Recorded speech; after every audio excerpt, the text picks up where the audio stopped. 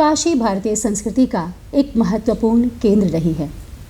यहाँ पर सभी धर्मों के पवित्र तीर्थ स्थल हैं। ये सभ्यताओं के संघर्ष और समन्वय की नगरी रही है, जिसमें से समन्वय तत्व काशी की पहचान है। काशी में अंग्रेज़ यहाँ के महान सांस्कृतिक धरोहरों के रक्षक बनकर प्रवेश करते हैं, लेकिन धीरे धीरे उनकी नीतियों का खुलासा होता है और काशी एक बार फिर से मुखर हो उठता है और साथ ही अंग्रेज़ी हुकूमत के विरोध का एक महत्वपूर्ण केंद्र बन जाता है। आज़ादी के अमृत महोत्सव वर्ष में आज हम बात करेंगे आंदोलनों में क्या है काशी का योगदान। इस विषय पर चर्चा के लिए आज हमारे साथ स्टूडियो में उपस्थित हैं प्रोफेसर योगेंद्र सिंह जी, जो विभागाध्यक्ष हैं इतिहास विभाग महात्मा गांधी काशी विद्यापीठ के और पूर्व संस्थापक कुलपति हैं जननायक चंद्रशेखर विश्वविद्यालय बलिया के। प्रोफेसर साहब, आपका बहुत बहुत नमस्कार, स्वागत है आपका हमारे स्टूडियो में। बहुत बहुत धन्यवाद। सर, हम आपसे जानना चाहेंगे कि भारतीय राष्ट्रीय आंदोलन से आप क्या समझते हैं? निज जीवन से देश बड़ा होता है। जब हम मिटते हैं तब राष्ट्र खड़ा होता है। और इस देश की आज़ादी के लिए तमाम उन लोगों ने अपनी कुर्बानियाँ दी। ऐसे ऐसे आंदोलन हुए जिसकी कल्पना हम नहीं कर सकते। और इस देश को आज़ाद, क्योंकि भारत को हम अपनी माँ समझते थे। और इस आंदोलन की शुरुआत 1857 में पहला स्वतंत्रता आंदोलन का माना जाता है जी। इसको लेकर के कहा जाता है कि यह केवल विद्रोह था, केवल एक सैनिक विद्रोह था, लेकिन बी.डी. सावरकर साहब ने इसको कहा कि यह पहला राष्ट्रीय आंदोलन स्वतंत्रता संग्राम का पहला इतिहास की शुरुआत थी जी। ऐसे कई कारण थे भारतीय इतिहास में, क्योंकि उस समय डलहौजी की हड़प नीति चल रही थी और उस समय 1857 को यह पहला आंदोलन मेरठ से शुरू हुआ था जी। और ये कहा जाता है कि उस समय जो चर्बी की घटना भी आती है बाद में, और 10 मई 1857 को मेरठ की छावनी से, और उसके जो नायक थे उस समय कहा जाता है कि कोतवाल थे धनपत सिंह जी। और वो उनके परिवार के लोग भी पहले से आंदोलन में थे और उसमें लगे हुए थे। और वो इतने आजीज आ गए थे कि उन्होंने उसकी शुरुआत की और पूरे सिपाहियों के साथ, और वहाँ का आंदोलन ही शुरू हुआ था। और वह आंदोलन पूरे देश में भड़क गया और लखनऊ से होते हुए बंगाल तक हो गया। और उस आंदोलन के प्रमुख जो नायक थे, मंगल पांडे का नाम आता है जी। कि उन्होंने वहाँ सैनिक विद्रोह किया और पूरे देश को इस आंदोलन ने अपनी आगोश में ले लिया था। और आज भी हम उस आंदोलन को याद करते हैं और उसमें मंगल पांडे जी के योगदान को हम ज़्यादा महत्व देते हैं जी। राष्ट्रीय आंदोलन को आप कितने चरणों में बांटेंगे? राष्ट्रीय आंदोलन बेसिकली 3 चरण में उसका माना जाता है। प्रथम चरण, द्वितीय चरण और तृतीय चरण जी। जो पहला चरण है वो 1885 से 1905 तक का वह चरण है। और 1885 में उसी समय कांग्रेस की स्थापना होती है, उन्होंने स्थापना किया था। और उस समय के कुछ आप ये देखेंगे कि धीरे धीरे उसमें क्रांतिकारी आंदोलन भी धीरे धीरे आ गया था, आने लगा था। और उस समय 1947 तक का जो पहला चरण, अंतिम चरण है 1947 तक का, जिस समय देश को आज़ादी मिल गई थी 15 अगस्त 1947 को। लेकिन इसकी शुरुआत हम पहले चरण में 1885 से मानते हैं और 1905 तक बंग भंग आंदोलन के समय तक इसका प्रथम चरण था। और उस समय जैसा कि मैंने आपसे कहा कि तमाम लोग काम कर रहे थे। जैसे लाला लाजपत राय ने बहिष्कार के संबंध में उस समय भी कहा था कि हम लोगों ने राजनिवास से मुख मोड़कर निर्धनों को झोपड़ियों की ओर कर दिया है। इतना ही नहीं, जैसा कि मैंने कहा कि साहित्यकार भी उस समय उसमें आंदोलन में अपनी सहभागिता को सुनिश्चित कर रहे थे। जैसे मित्र मेला सावरकर बंधुओं ने पूना से शुरू किया था। अनुशोधन समिति थी ज्ञानेंद्रनाथ बोस मिदनापुर, जैसे मैंने कहा कि उसका फलक था वह पूरा राष्ट्रीय फलक था जी। और बी.डी. सावरकर साहब ने अभिनव भारत उस समय संस्था का निर्माण किया था। 1923 में हिंदुस्तान रिपब्लिकन एसोसिएशन कानपुर से निकलता था, जिसके सचिन नाथ सान्याल जो काशी के ही रहे थे। इसकी चर्चा हम लोग बाद में करेंगे। 1926 में नौजवान सभा का गठन किया भगत सिंह ने क्रांतिकारी आंदोलन का, भगत सिंह को आप जानते हैं। 1928 में Hindustan socialist Republican association Delhi से हुआ था।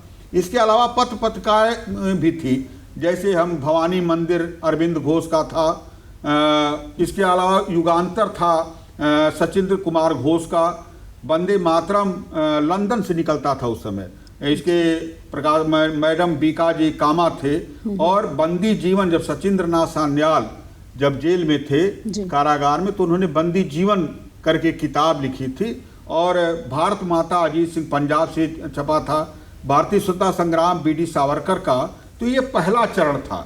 और इस पहले चरण में हम ये देखते हैं कि जो प्रमुख संगठन बाद में संगठनों के द्वारा भी, और जिसमें गरम दल, नरम दल, गदर party, Azad Hind Fauj, Bharatiya Rashtriya Congress, Indian home rule league, Muslim league, ये तमाम जो संगठन थे इस राष्ट्रीय आंदोलन में अपनी भूमिका का निर्वहन कर रहे थे। इसके अलावा हम कई अनेक प्रमुख आंदोलन भी उस समय, जिसको हम कह सकते हैं, क्या सहयोग आंदोलन था, भारत छोड़ो आंदोलन था, सविनय अवज्ञा आंदोलन था, स्वदेशी आंदोलन, नमक सत्याग्रह, ये सारे आंदोलन भी उस समय ये कर रहे थे। और इस आंदोलन का परिणाम क्या हुआ, 1947 में जाकर के इस देश की आज़ादी। इसके बाद जो दूसरा चरण आता है इस आंदोलन का, भारतीय राष्ट्रीय आंदोलन का, वह है 1905 से 1919 तक।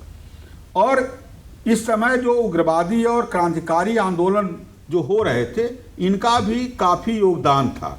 जैसा कि मैंने सचिंद्र नाथ सान्याल का नाम लिया, भगत सिंह जी का नाम लिया, और ये मान रहे थे कि जो स्वतंत्रता है, केवल हम अहिंसा के माध्यम से ही देश को आज़ाद नहीं करा सकते, अंग्रेजों को भगा नहीं सकते। इसके लिए जो दूसरा जिसको क्रांतिकारी दल कहा गया, और उन लोगों ने काफ़ी इस देश को आज़ादी में उनका भी योगदान है, उसको हम नकार नहीं सकते।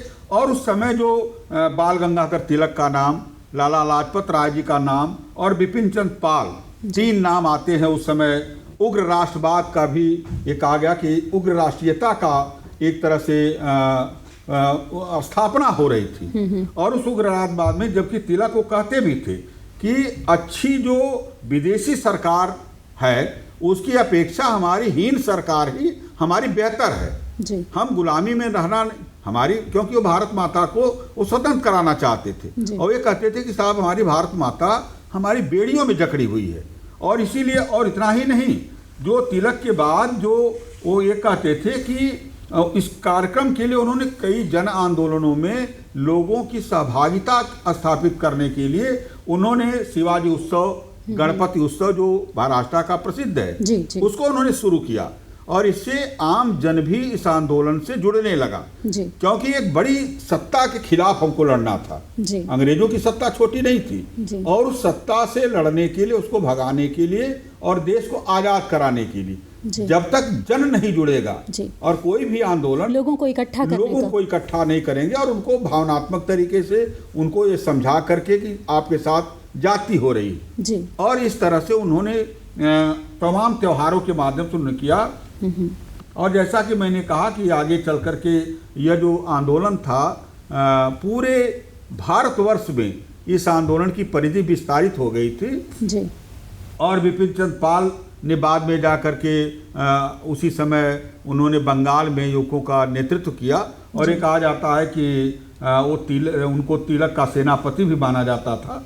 और जो बिपिन चंद्र पाल थे, उन्होंने, उनका एक कोटेशन मैं आपसे कहना चाहूँगा, शेयर करना चाहूँगा कि यदि सरकार मेरे पास आकर कहे कि स्वराज ले लो, तो मैं उपहार के लिए धन्यवाद देते, क्योंकि कोई उपहार देता तो हम धन्यवाद देते हैं। कर्सी में हम कहते हैं कि भाई आपने हमको उपहार दिया। वो कहते हैं कि यदि सरकार मेरे पास आकर कहे कि स्वराज ले लो, तो मैं उपहार के लिए धन्यवाद देते हुए कहूँगा कि मैं उस वस्तु को स्वीकार नहीं कर सकता जिसको प्राप्त करने की सामर्थ्य मुझ में नहीं है। हमारे में सामर्थ्य है, हम यहाँ आपको नहीं रहने देंगे, समय लगेगा, लेकिन हम आपसे इसलिए कि हमारे पास आप हम नहीं है, हम आपसे लड़ाई लड़ेंगे। और एक जन चेतना जो पूरे देश में विकसित हुई, और उस जन चेतना का, जैसे कि मैंने कहा कि तमाम साहित्यकार, तमाम पत्र पत्रकारों के माध्यम से ये आंदोलन को एक तरह से ऊर्जा प्रदान की जा रही थी। आगे चल करके जो इसका तीसरा चरण हम देखते हैं 1947 तक जी। गांधी जी 1915 में हिंदुस्तान आते हैं और उनका यहाँ आने के बाद गोखले से उनकी मुलाकात होती है और गोखले को वो अपना गुरु मानते हैं जी। और उन्होंने कहा कि हम इस देश में कुछ करना चाहते हैं। तो उन्होंने कहा कि चलो पहले जाके आप देश को देखो, देश को समझो, और उसके बाद गांधी पूरे देश को में घूमते हैं जी। आप जानते हैं कि गांधी को कहा था कि थर्ड क्लास के डब्बे में बैठ करके उन्होंने पूरा देश को पहले देखा और जब देखने के बाद उन्होंने जो इस देश की पीड़ा को देखा, इस देश की गरीबी को देखा, अंग्रेजों द्वारा जो यहाँ के जिस तरह से शोषण हो रहा था उसको गांधी ने देखा। तो गांधी को एक तरह से, और अभी आप जानते हैं कि इस पीड़ा को एक घटना का उल्लेख मिलता है कि गांधी जा रहे थे और उन्होंने एक औरत को देखा नदी के किनारे नहाते।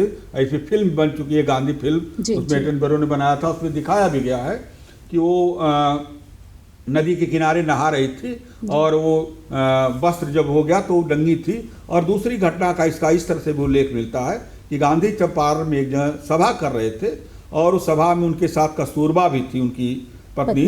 तो शाम को जब गांधी दिन भर करने के बाद शाम को सभा होती थी तो जहाँ भी रुकते थे तो सभा में बुलाया गया, माने गई तो एक उस मोहल्ले में जिस गांव की घूम रही थी तो देखी कि एक घर से आवाज़ आ रही थी। तो उन्होंने नाक किया कस्तूरबा ने, तो उस घर से एक औरत बाहर तो नहीं आई लेकिन उस खिड़की से उसने कहा, तो उन्होंने पूछा कि आपको मालूम है कि यहाँ गांधी बाबा आए हैं? उन्होंने कहा हाँ, एक महात्मा आए हैं और वो प्रवचन करते हैं, मालूम है। तो उन्होंने कहा कि आप गई क्यों नहीं? तो उन्होंने कहा कि मैं इसलिए नहीं गई कि मेरी बहू गई है, मेरे घर में मात्र एक साड़ी है और वो साड़ी पहन करके मेरी बहू गई है, माने। और आ करके इस बात को कस्तूरबा ने गांधी जी से कहा और ये कहा जाता है कि उसी के बाद गांधी ने वस्त्र पहनना छोड़ दिया जी। और उसके बाद माने अधरंगे गांधी हो गए जी। कोई भी नेतृत्व या कोई भी जन नेता जब तक आम जन की पीड़ा का एहसास उसको नहीं होगा, क्योंकि इतिहास में भी हम किसी को महत्व उसी को देते हैं कि जो उस जन की पीड़ा का अपने आप में आत्मसात कर ले। और गांधी ने जब उस पीड़ा को देखा तो गांधी भी अतरंगे गांधी हो गए। गांधी ने सारे वस्त्रों को छोड़ दिया और इसीलिए कहा जाता है कि जो तीसरा चरण है आंदोलन का 1919 से 1947 का, यह जो चरण है यह गांधी युग था। और गांधी युग का आप समझें कि उसके बाद पूरा उस देश में चल करके और 1942 में कहा जाता कि पहले चरण में तो उनके जो अंग्रेज़ों का था उनका बहिष्कार किया गया, उनके प्रति असहयोग किया गया। और 1942 में जा करके 9 अगस्त, आज हम लोग 4 अगस्त को बैठे हैं, 9 अगस्त को क्रांति दिवस जिसको हम कहते हैं, और 9 अगस्त को ही 1942 में करो या मरो का के साथ कि अंग्रेजों भारत छोड़ो का नारा दिया गया। और उस 42 के आंदोलन के बाद पूरे देश में पूरी आप ये समझें कि एक तरह से उस समय न रेडियो दूरदर्शन कम थे, फिर भी आप सोचिए कितनी प्रेरणा थी, कितना एक दूसरे के साथ लगाव था कि उस समय पूरे देश में एक जन आंदोलन शुरू हुआ और गांधी को इस तरह से प्रतिस्थापित किया गया कि उन्होंने उस पीड़ा के एहसास के साथ और गांधी ने अपना को जोड़ा।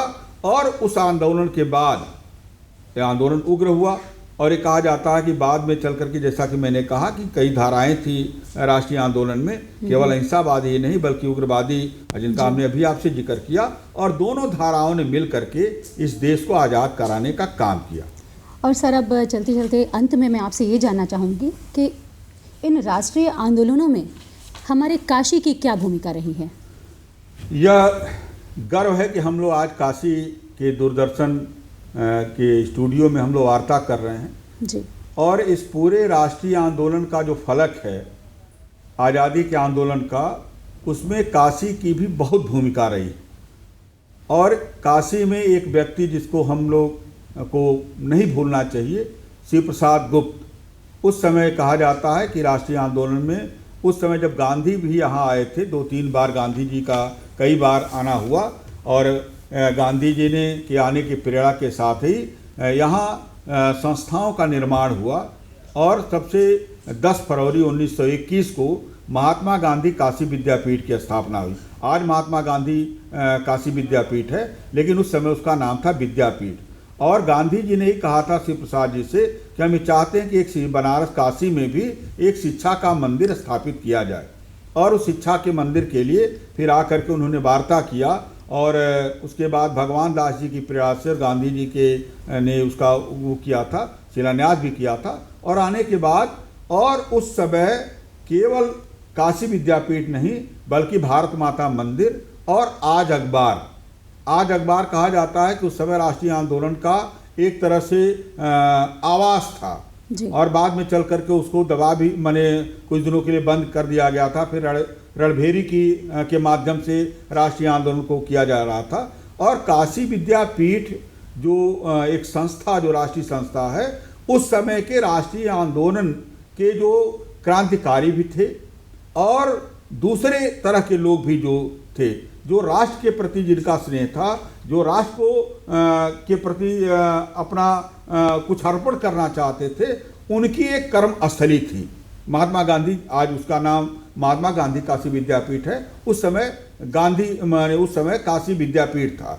और उसमें आप ये समझें कि चंद्रशेखर आजाद काशी विद्यापीठ के कुमार विद्यालय के विद्यार्थी थे। चंद्रशेखर आजाद यहाँ सचिन नाथ सान्याल का काशी से संबंध रहा, और सचिन नाथ सान्याल रास बिहारी बोस के साथ राष्ट्रीय आंदोलन में, क्रांतिकारी आंदोलन की भूमिका अदा कर रहे थे। और काकोरी कांड में इनका भी योगदान था। और ये कहा जाता है कि जब रास बिहारी बोस नहीं रहे तो उसके बाद इस पूरे आंदोलन का नेतृत्व सचिन नाथ सान्याल ने ही वो किया था। और काशी में ही उनका जन्म हुआ था। लक्ष्मीबाई, रानी लक्ष्मीबाई का नाम आपने सुना होगा, वो यही की बेटी थी। बाद में जाकर के तो काशी, और इतना ही नहीं, आप पहले से भी देखें कि वारेन हेस्टिंग के समय भी रामनगर की एक घटना हम लोग को मिलती है। तो पूरे स्वतंत्रता आंदोलन में भी काशी की भूमिका बहुत ही ज़्यादा रही। और विभिन्न चरणों में हम काशी को देखते हैं। हमने जैसा कि कहा कि इस राष्ट्रीय संस्थाओं के माध्यम से, पत्र पत्रिकाओं के माध्यम से, और इनके राष्ट्रीय आंदोलन में इसको अपनी भूमिका का जब भी अवसर मिला, काशी ने भी बहुत बेहतरीन तरीके से अपना निर्वहन किया। और आज राष्ट्रीय आंदोलन में जब हम स्वतंत्रता का 75वां वर्ष हम जब मना रहे हैं, तो हम यहाँ काशी में बैठ करके भी आज पूरा देश जो इस 75 वर्ष 15 अगस्त को होने जा रहा है, इस उपलक्ष्य में, और काशी के इस योगदान को भी हम आज के दिन, और उन क्रांतिकारियों को भी, जैसा कि मैंने कहा कि काशी के जितने भी आंदोलन हैं, बलिया इस पूर्वांचल का, आपका चोलापुर, धानापुर कांड, सैयद राजा, ये सब इस आंदोलन में भूमिका रही। जी दर्शकों, आपने देखा कि किस तरह से काशी ने स्वतंत्रता आंदोलनों में बढ़ चढ़कर भाग लिया। यहाँ के घाट, मंदिरों, पान और साड़ियों के साथ साथ ही आज़ादी के दीवानों के लिए भी ये हमेशा याद किया जाएगा। सर, आप स्टूडियो में आए, आपका बहुत बहुत धन्यवाद। नमस्कार। नमस्कार।